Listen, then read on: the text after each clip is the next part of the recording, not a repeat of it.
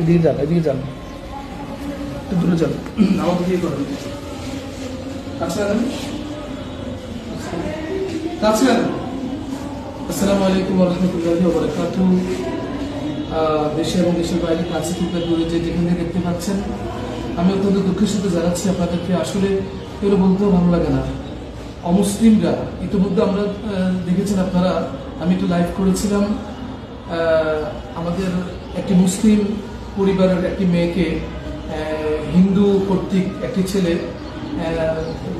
পতিতালয়ে বিক্রি করেছে এবং সেখানে গণধর্ষণ করেছে। তো সেটা আমরা যখন প্রতিবাদ করেছি, তখন মেয়ের স্টেটমেন্ট নিয়েছে সদর হাসপাতাল থেকে, তখন ভিকটিমকে ধরেছে এবং ভিকটিমকে সাজা দিয়েছে এবং তাকে অ্যারেস্ট করেছে আইনশৃঙ্খলা বাহিনী। আমরা তখন ধন্যবাদ জানিয়েছিলাম র্যাব সদস্যদেরকে। আজকে যে ঘটনাটি ঘটেছে, আমি এই মুহূর্তে আছি নোয়াখালী সুধারাম থানায়, যে আমাদের একটি মুসলিম পরিবারের, সম্ভ্রান্ত মুসলিম পরিবারের, মুসলিমদের একটি মুসলিম পরিবারের মুসলিম মেয়েকে একটি নোয়াখালী সোনাপুরের অনেক নামে একটি ছেলে, তাকে হিন্দু ছেলে, অনেক নামে একটি হিন্দু পরিবারের ছেলে, হিন্দু রীতিনীতি মেনে তাকে তার বাড়ি থেকে ফুসলাই ফাসলাই তাকে এনে শাখা সিঁদুর পরিয়ে সে তাকে বিবাহ আবদ্ধ করেছে হিন্দু রীতিতে। তো তার মা বাপ যখন জানতে পারে, পরিবার পরিজন জানতে পারে, তারা উদ্ধারের জন্য পুলিশের আশ্রয় নেন এবং এ পর্যায়ে পুলিশ মেয়েকে এবং ছেলেকে উদ্ধার করতে সক্ষম হন।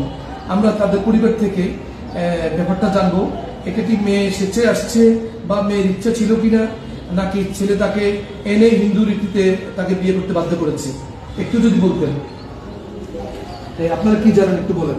আমার বোন হচ্ছে ছোট, 15 বছর বয়স, ইংরেজি বোঝে নাই, হয়তো বা ইচ্ছা করে আসছে বা হয়তো বা খুশি এসে আনা হয়েছে, তো চলে আসছে, আনার পরে শাখা সিঁদুর পরানো হয়েছে, শাখা সিঁদুর এগুলো পরানো হয়েছে আর কি। তো পরানোর পর এভাবে বিয়ে শাদী করে ওরা বলে, তো এই জায়গায় কোনো রেজিস্ট্রেশন বা কোনো কিছু নাই। তো আমাদের সাথে এটা হয়েছে, এখন মুসলিম ভাই বোনদের সাথে যেটা না হয় সেগুলোর সাথে সতর্ক থাকবে। হ্যাঁ, ওনারা মামলা এবং অন্যান্য বিষয় দিতে সাহস করছেন না।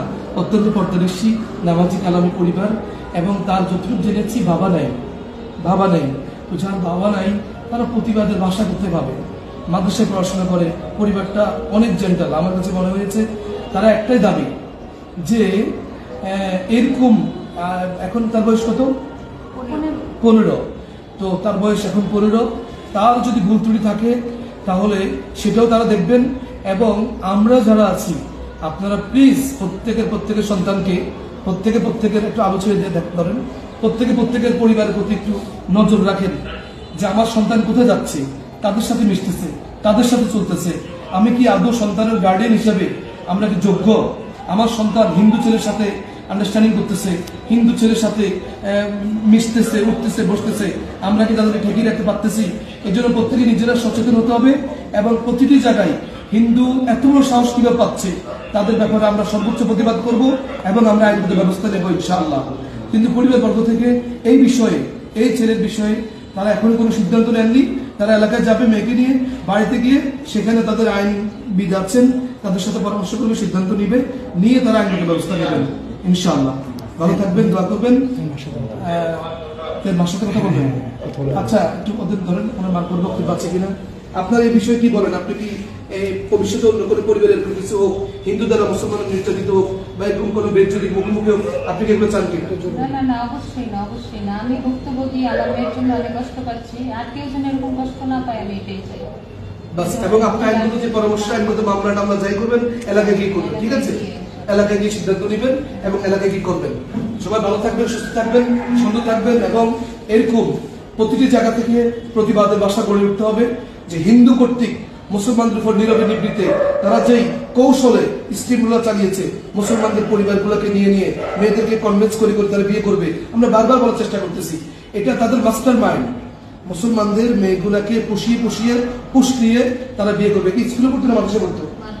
এখন আরো মাদ্রাসা ছাত্রী দেখেন, এর আগে যে ঘটনা ঘটেছে সেটাও মাদ্রাসা ছিল, এটাও মাদ্রাসা। কাজেই তাদের নজর গিয়েছে মাদ্রাসার মেয়েগুলোর পেশ অবলা, বুঝতে পারে না যে ছলনাময় ছেলেগুলাকে। এরা আর স্কুল ভার্সিটি মেয়েগুলো তো মাশাআল্লাহ সকলের সাথে চলতে ফিরতে উঠতে বসতে অনেক এক্সপিরিয়েন্স তাদের লাইফে আছে, মাদ্রাসার মেয়েদের এরকম এক্সপিরিয়েন্স নাই। এর একটা প্রতারণা করে এই প্রতারণা চক্র সাজিয়ে এই মেয়েটাকে বিয়ে করার প্রলোভন দেখিয়ে বিয়ে পর্যন্ত পৌঁছে দিয়েছে, শাখা সিঁদুর করিয়ে দিয়েছে। আপনারা দেশবাসী বিচার করবেন এবং যেখানে পাবেন যেভাবে ঘটনা থাকবে সেখানে প্রতিরোধ করবেন। ভালো থাকবেন। আল্লাহ হাফেজ। আসসালামু আলাইকুম ওয়া রাহমাতুল্লাহি ওয়া বারাকাতুহু।